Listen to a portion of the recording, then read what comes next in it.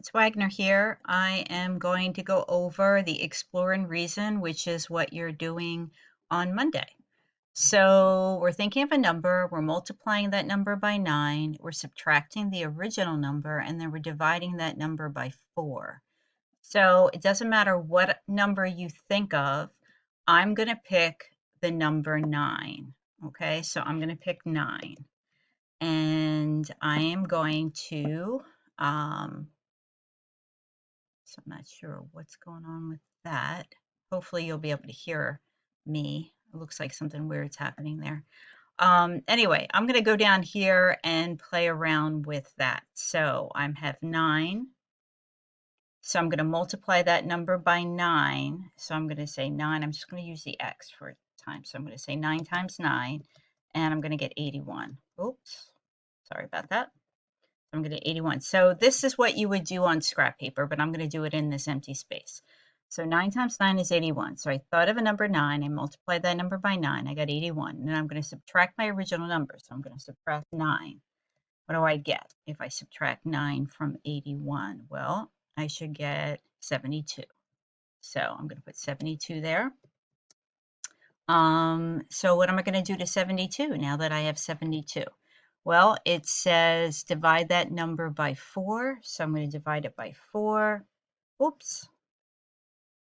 So let me do that differently. So 72 divided by 4. Okay. Oh, I'm having such a hard time here. So if I want to, I'm going to grab this and 72. I don't know what that is. So I am going to come back here and open up my calculator. And let's try that. And I'll say 72 divided by 4. And I got 18. So I'm going to put 18 here. Okay, so that's what I got for my answer. And then I might try another number. Okay, so suppose I try the number 0. So I'm going to say, what is blah, blah, blah, blah, blah. Sorry, 0 times 9, right? So I'm going to erase all that. So 0 times 9 is 0. Subtract my original number. So I'm going to subtract 0, which gives me 0, right? Because multiply that number by 9, subtract your original number. My original number is right here. It's 0. Then divide that number by 4. And what do I get? I get 0.